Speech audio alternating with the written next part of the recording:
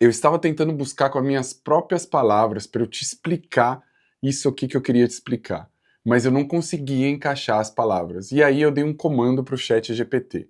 Eu escrevi assim para ele, ó: me dê uma explicação breve e eficaz sobre os efeitos negativos da dúvida. E olha o que ele me respondeu. A dúvida paralisa, criando um ciclo de incerteza que impede a ação. Ela consome energia mental, aumenta o medo de fracasso e atrasa decisões importantes. Cara, eu juro pra vocês que era realmente isso que eu queria falar no começo desse vídeo, mas não encontrava. E por que eu tô te falando isso? Todas as sextas-feiras eu vou criar um vídeo para tirar qualquer dúvida que você possa ter. Porque eu tenho certeza, e pela quantidade de perguntas que eu recebo lá no Instagram, o que mais te para, o que mais te atrasa mentalmente, o que te dá mais medo é a dúvida, é a incerteza.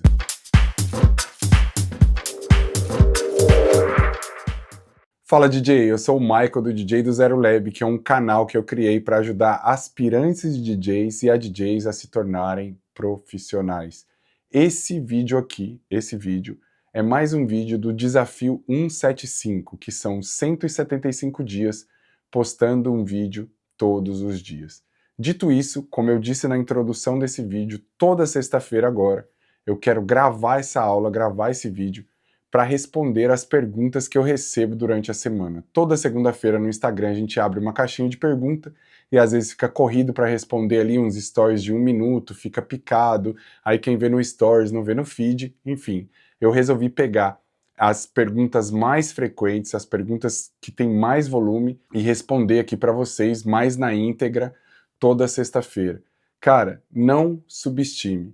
Às vezes você está procurando no YouTube um vídeo de como tocar, um vídeo de como fazer isso, como fazer aquilo, e na verdade o que está te impedindo de conquistar muita coisa são as dúvidas que você tem. Então aqui é um livro aberto, eu vou responder 100% sincero o que eu acho, o que eu penso, o que eu descobri de como funciona, do que eu fiz, o que os meus alunos fizeram e aprenderam errando. Então isso aqui pode ter muito, muito, muito valor para você, beleza? Dito isso aqui, bora para a primeira pergunta. O Myth Music perguntou assim, ó: uma dificuldade, fazer o beat match no ouvido. Se você não sabe o que é beat match no ouvido é você mixar sem olhar o famoso BPM. Ou seja, você ensinar, acostumar o seu ouvido a descobrir qual é o tempo da próxima música sem olhar no BPM. Aí você deve estar me perguntando assim, Michael, mas para que isso? Se lá no CDJ está escrito BPM, se eu tenho pitch lá para fazer minha mixagem. Porque, cara, antigamente, quando não existia os CDJs, só existiam os vinis, não tinha essa coisa de uma música estar em 124 e você ter que colocar outra no 124, só olhando ali, só olhando a grade, só olhando o BPM, porque não tinha marcação do BPM, era tudo no ouvido. E isso relativamente é difícil. Porém, eu convertiria essa parada, olha só. Primeiro você aprende a fazer seu beat match olhando lá o BPM, olhando a grade. Depois que você pega uma intimidade com isso, aí sim você passa para mixagem de ouvido. E mixagem de ouvido, como que você pode fazer ela? Você coloca uma música na sua CDJ, na sua controladora, aquilo que seja, e tampa o visor com uma folha, com alguma coisa, e dá o play naquela música. Aí começa a ouvir aquela música e começa a tentar adivinhar qual é o BPM. Aí você tira aquele papel, aquela coisa que você usou para cobrir a CDJ e olha o BPM. Aos poucos, você vai vendo o quanto você estava errado. Por exemplo, se uma track está em 126 e você fala, essa track aqui eu acho que ela está em 122. Aí você descobre ela e ela está em 126, você já está falando para o seu ouvido, ó, você está aprendendo errado, esse tempo aqui é mais rápido. Aí você vai fazendo isso, você vai fazendo isso, você vai fazendo isso. Aos poucos você vai chegando mais perto do BPM exato. Depois, você vai para a prática. Você começa a mixar tampando a sua controladora, a tela do seu computador, o que for, e continua fazendo esse exercício. E quando você estiver treinando para tocar, quando você estiver tocando, você continua olhando seu BPM. De um dia para o outro, cara. Às vezes você vai, não sei se vai demorar um mês, não sei se vai demorar um ano. De um dia para o outro, você vai descobrir que você consegue mixar pelo ouvido. Tudo é treino, né? Tem um método 3T que eu falo que é técnica, treino e aí você tem o talento. A técnica nesse caso é você treinar seu ouvido, você cobrir lá com o papel, tampar o visor, começar só ouvindo a música, depois tocando. Então essa é a técnica. O treino é você fazer a parada em si. Dito isso, tem pessoas que conseguem desenvolver mais rápido, tem pessoa que menos. Não pare por causa disso, agora você já conhece a técnica e faz o treino. Meu irmão, sinceramente, o que eu tô falando aqui pra vocês é uma coisa que eu vivi. Era a maior paranoia que eu tinha quando eu comecei a tocar. Era de não conseguir mixar uma música no ouvido. E aí tinha aquela coisa, né, de tipo assim, eu não sei se você sabe, mas eu moro aqui na Itália e tinha pouquíssimos DJ brasileiro aqui em Milão quando eu comecei a tocar. Então os italianos, eles ficavam assim, né? Quem que é esse moleque? O que ele tá fazendo aqui? Não sei o quê. E às vezes de sacanagem, os caras mudavam o BPM. Era o CDJ 1000 ainda. Então não é que o BPM era todo certinho, igual é hoje. Eu já tinha dificuldade olhando, imagina sem olhar. Então eu ficava, eu não sou DJ de verdade, porque eu não consigo mixar com o meu ouvido. E cara, de um dia pro outro, foi literalmente de um dia pro outro, eu tocava de terça a sábado, de um dia pro outro, eu falei assim, cara, não vou mais olhar essa parada de BPM, e meu ouvido já estava super treinado para aquilo. Então já fica aí a primeira resposta, agora vamos para a segunda. Ó, o Eden Reis perguntou, como ter networking morando no interior do Mato Grosso? Primeiro vamos começar aqui, ó. Você sabe de verdade o que é networking? Se você sabe, não vale depois da minha resposta. Escreve aqui embaixo o que você acha o que é networking. Bom, vamos lá. Muita gente acha que networking é você conhecer as pessoas. E o network, ele é uma parte dele é realmente você conhecer pessoas. Porém, as pessoas têm um sentido, principalmente as pessoas que já estão no business, num sentido de interesse. Se você quer fazer o tal do networking para fazer contato, para você tocar, você não pode, e isso assim, meu amigo, minha amiga, eu já vivi na pele, já tentaram fazer comigo, eu em uma época da minha vida já tentei fazer, que é você se aproximar da pessoa, você tentar ser alguém que você não é para conseguir algo em troca dessa pessoa. E o que acontece? Geralmente, essas pessoas do business, elas já estão manjadas, né? Elas trabalham com isso, elas trabalham com gente, elas trabalham com negócio, e elas sentem cheiro de interesse. Então, o networking é você oferecer algo, não esperando nada em troca, e é você ser você mesmo. Aí o brother está perguntando aqui, como que eu posso fazer network estando no interior do Mato Grosso? É isso, né? No interior do Mato Grosso. Cara, inventaram uma paradinha, que é essa que eu tô falando aqui com você agora, que é a internet, que ela leva pra fronteira, assim, de qualquer lugar do mundo. Eu já fui tocar no Japão, porque alguém me viu no Instagram, me escreveu e, mano, fechamos a data e eu fui lá tocar. Então, isso é uma outra dúvida, lembra que eu falei no começo desse vídeo, que a dúvida aumenta seu medo, te para, faz você gastar energia mental. Se você conseguir se posicionar na internet, e quando eu digo se posicionar na internet, eu falo criar conteúdo, mesmo sem ter show, fazer seleção musical, falar sobre música, estar presente nas redes sociais, que infelizmente ou felizmente virou o seu currículo, você vai atingir pessoas, cara. Por exemplo, o Lucas, o Vintage Culture, se eu não me engano, era pra esses lados aí do Mato Grosso. Ele falou que morava numa cidade pequenininha lá e, mano, o cara não tinha nem internet na casa dele, ele ia pra Lan House. Então, assim, você tá dentro da internet e você quer criar network. Ou seja, o que o brother tava perguntando aqui? Como que eu consigo tocar, fazer contato pra tocar se eu tô no interior do Mato Grosso?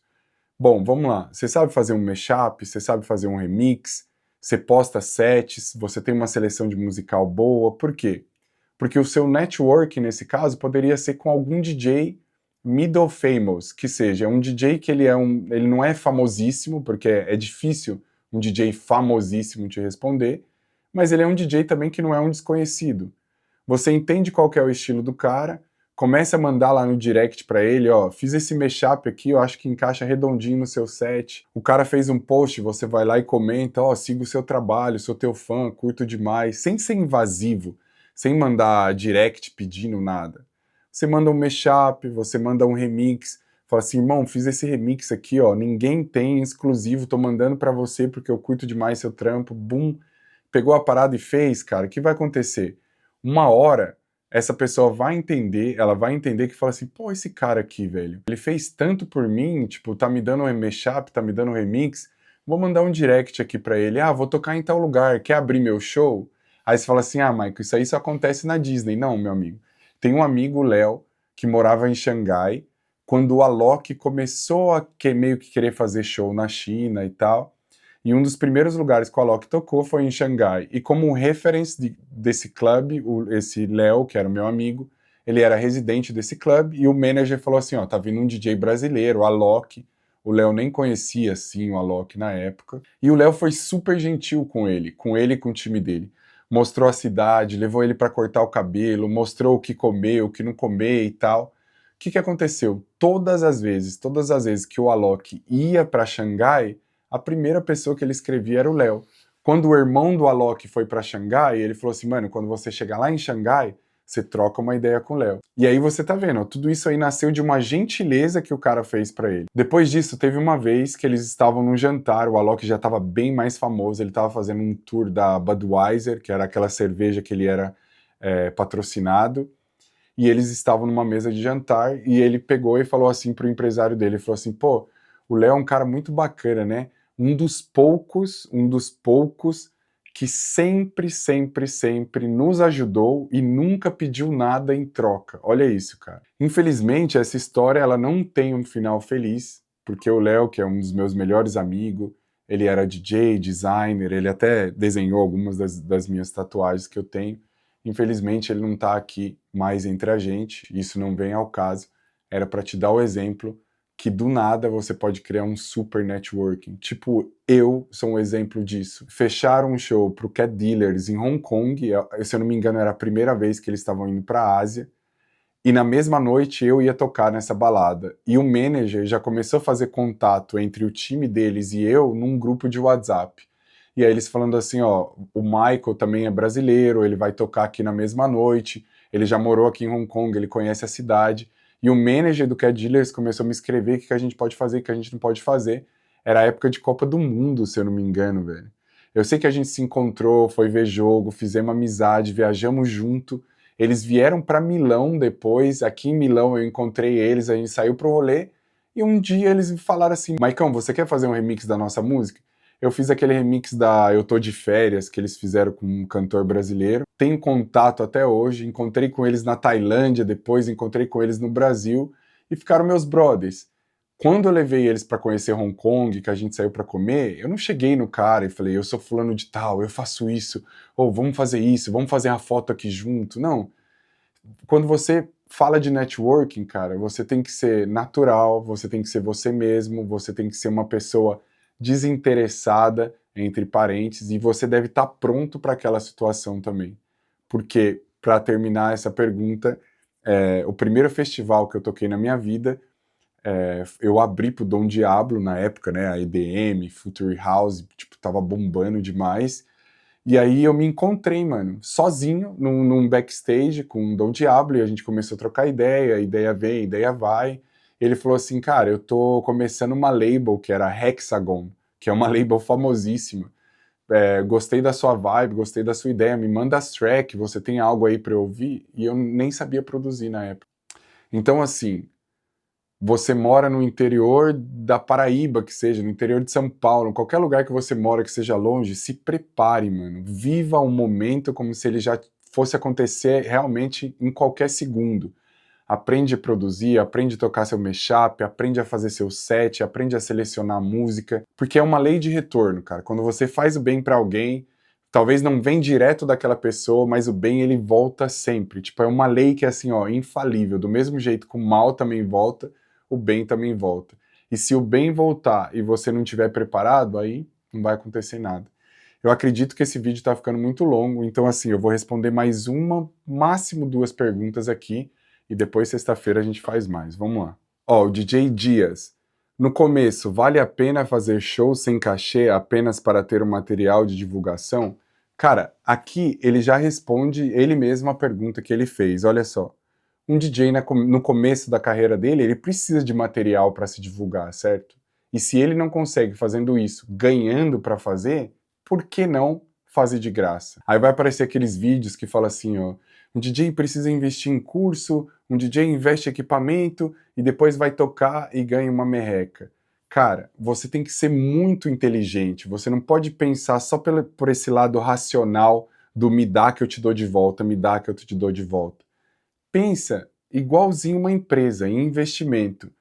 Por exemplo, a Red Bull, velho. Olha que maluquice essa história. A Red Bull, no começo, não vendia de jeito nenhum, cara. Ninguém sabia o que era, ninguém queria. Comercial em televisão, trem pesado e não rolava. E aí em Londres tem muita lojinha de conveniência, estilo 7-Eleven que tem na Ásia. No Brasil acho que não tem, mas no Brasil seria tipo esses postos BR que tem essas lojinhas de conveniência, que tá sempre cheio de gente. O que os caras faziam? Eles iam assim no final da tarde, porque era a noite que bombava, né? E eles enchiam os lixos na frente desses lugares de latinha de Red Bull vazia, velho. Pro pessoal começar a ver e falar assim, mano, quem que tá consumindo isso aqui? Quem que tá consumindo isso aqui? O que é isso aqui? O que é isso aqui? Eles saíam pelos bairros de Londres distribuindo latinha, assim, ó, jogando latinha dentro do lixo, e aí começou a aumentar os pedidos, começou a vender mais, começou a vender mais. Ou seja, uma empresa que teve que jogar o próprio produto no lixo para conseguir ganhar grana disso. Aí você vai empinar seu nariz e falar que não vai fazer um show de graça porque eu investi nisso, eu investi naquilo, se quiser meu trabalho tem que pagar. É óbvio que o seu trabalho tem que ser pago. Mas se você investe em marketing na sua carreira, no começo, por que não tocar de graça se você precisa de material? Uma vez que você tem material, que você aprendeu a ler a pista, que você sabe lidar com as pessoas, que você já sabe como funciona fazer um show, aí você cria a sua estratégia para começar a cobrar o seu cachê. Mas aí os outros DJs vão falar que eu tô desvalorizando a profissão, que isso, que aquilo. Meu amigo, os outros é os outros. Você é você. É você que sabe do seu objetivo. É você que sabe que você está vendo a sua carreira como um investimento. É você que sabe que aquilo ali vai te dar um retorno. É você que está criando o seu plano de estratégia. Essa pessoa que está falando que você está desvalorizando a profissão, geralmente é uma pessoa preguiçosa, invejosa, que não quer investir em marketing e usa como defesa ficar colocando defeito na vida dos outros. Então hoje eu vou parar por aqui com as respostas. Se você tem uma pergunta muito específica para fazer, todas as segundas-feiras eu abro uma caixinha de pergunta lá no Instagram do DJ do Zero. Você pode fazer a sua pergunta por lá. Se for uma pergunta relevante, eu trago ela para cá. Se for uma pergunta mais técnica, uma pergunta mais simples, eu te respondo direto por direct lá, beleza? Dito isso, eu quero te desejar um ótimo final de semana, muita música boa aí. Obrigado por você estar acompanhando esse canal e amanhã eu tô aqui. Tamo junto.